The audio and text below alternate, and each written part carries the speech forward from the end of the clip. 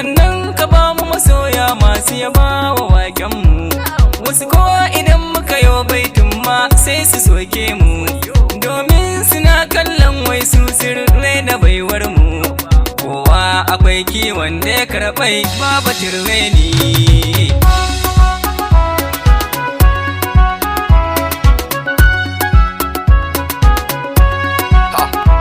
Fatan alkhairin da kuke mana duk muna jinku, shi yasa cikin baiti na kullun sai na sanyo ku.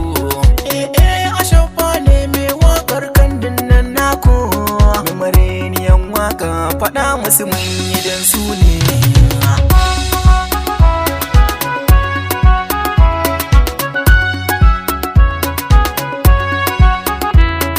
Wa'yan suna kallon waka tamkar rashin aiki, da za a ce siyo baiti ɗaya ayi mamaki.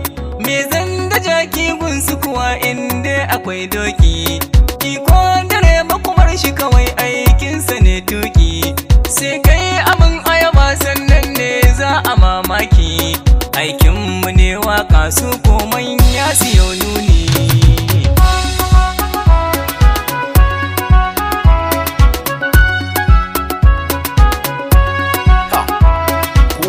Da aikin fannin baiti muka fuskanta, da zare ake saka bayan nazari ake bita. Kare mutunci shine za ya hana ka ofanta, ku fahimci zancen nan baitin da kiɗan na masoya ne. Yawa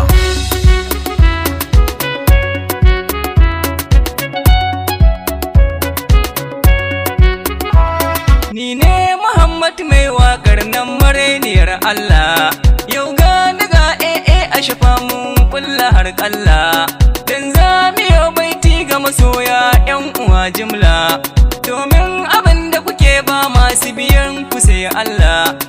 Idan kuna nan na san ba ku bari amin illa, kun ce na yau addu'a sannan na da la haula, na maganin mugu na mutum ko kuma shaidani.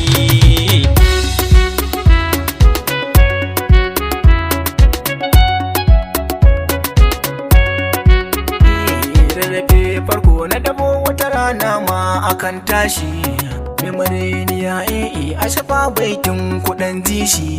Godiya masoya baitin kullum ba kwa kyamar shi, tuntuni mun zo ne da masoya tsintsiya ɗaya ne.